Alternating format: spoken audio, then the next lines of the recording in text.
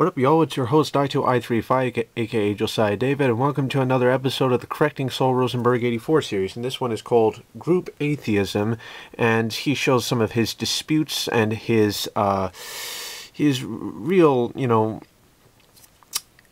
his disagreements with this group, or whatever. Well, I'm going to say that this is a real contradictory, kind of like, self-logical fallacy kind of video, and I'll show you why in a minute. And he cusses a lot in this, and I'm going to have to say throughout the whole video, whatever he cusses, I'm going to have to say cussing or swearing is a degenerate sarcasm for those who have lost their decent vocabulary. It is an illogical, this is really, it's no scientific attitude. It's no way you argue whatever by just cussing and swearing. I don't know how many times I'm going to have to repeat myself. We have a lot of things they say. Well, you just said in a former video that it'd be great if, if America woke up and became, atheists and stuff like that. I already made it clear to you that everyone is going to be the god of their own universe, and why should people listen to you if you say, you disagree with them?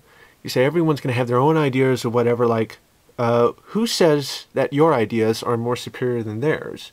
And just like the supposed thinking critically questions that you've come across in school are nothing but questions built in with bizarre assumptions and assertions, and are Soviet-style indoctrination-type questions for the most part. And you think you know how to think critically. No. You don't know how to think at all. You've only been told what to think, not how to think. It has a good trait that's nice, but don't fucking advise them, because that leads to cult ego bull. I agree with you. Basically, just thinking like their own ideas and stuff like that, that does lead to this. I have to agree with you. But more stuff to come forth. You should know better. We live in a democratic society. You live in Canada. Why should you care about America? And basically, democratic stuff like that, that is really corrupt. Benjamin Franklin said, I quote, "Democracy is two wolves and a lamb voting on what to have for lunch. Liberty is a well-armed lamb contesting the vote." Karl Marx said, "Democracy is the road to socialism." And Norman Thomas said, "The American people will never knowingly adopt socialism, but under the name of liberalism, they will adopt every fragment of the socialist program, until one day America will be a socialist nation, without ever knowing how it happened." I agree. Look at what's happening today. A socialist president, so-called president, is in the White House, and he doesn't even come close to the definition of president. He's a pseudo-president. He's really destroying the image of the American president and the American people and America for the whole world. And the problem is that democracy is not freedom. Democracy is simply majoritarianism, which is inherently incompatible with real freedom. The Founding Fathers clearly understood this, as evidenced not only by the Republican constitutional system, but also by their writings in the Federalist Papers and elsewhere. James Madison cautioned that under a democratic government, quote, "there is nothing to check the inducement to sacrifice the weaker party or the obnoxious individual," end of quote. John Adams argued that democracies were merely grant revocable rights to citizens depending on the whims of the masses, while a republic exists to secure and protect pre-existing rights. And how many Americans know that the word democracy is found neither in the Constitution nor the Declaration of Independence, which is the very founding documents of America?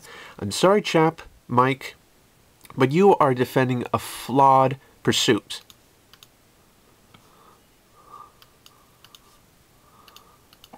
What happens in society is the only way democracies work is if you have a lot of smart people who... Well, Satan is smart, but he's not wise. If people were wise, they would follow God. ...who are critical and rational, and they'll look at politicians and look at the bullshit and realize what's going on. And no offense, a dumb, funny retard who thinks that the fucking Sky Daddy chose the current president or prime minister or whatever your country is fucking dangerous. I couldn't agree with you more, but quit with the, cussing or swearing. I would say that perhaps, until Ronald Reagan, people decided to stop, knowing God and, throw God out and, God let them go their own corrupt ways and voting in a lot of, flawed men that really didn't reach the standard of president at all. I have to say that, you know, even John F. Kennedy or Ronald Reagan, they were amazing men. And I don't know, God-given wisdom or whatever, I never say that God chooses the current president or whatever, like the Sky Daddy. Like, there's a lot of flawed oxymorons you try to give God. I really recommend you quit. Okay, he's not like Sky Daddy like God is. He doesn't live in the sky. I agree that he's our, like, Heavenly Father or stuff like that. There's evidence for him and that he loves you and, like, come on.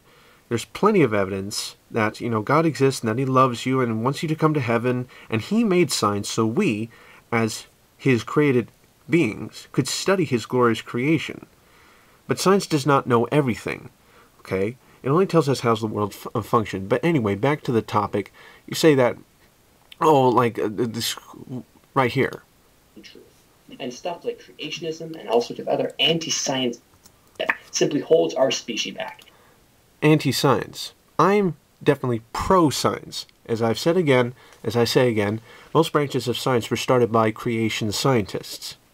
Evolutionism hasn't given us one advancement in science whatsoever. Not a machine, not an advancement, not a new branch of science.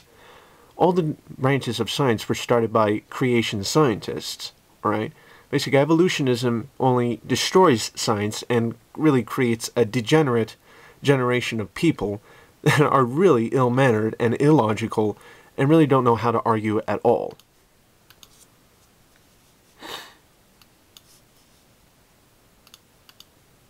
That simply holds our species back. And if you can't realize that... Well, if you hate people who disagree with you, well, tough. You see it in a really flawed way, okay? You're just conjuring up all these hallucinated oxymorons and ideas and thinking that, like, establishing them as facts. I'm sorry, but they're flawed and they don't match reality. Atheists always say, oh, reality is amazing, don't you think? I say, yeah, because it doesn't really fit what you assert. You say you're for free speech or whatever, but basically if you watch it Expelled, the total opposite happens to be true. So that's all I have to say for this video. So, peace out, keep thinking, Jesus bless you, and TTFN, ta-ta for now.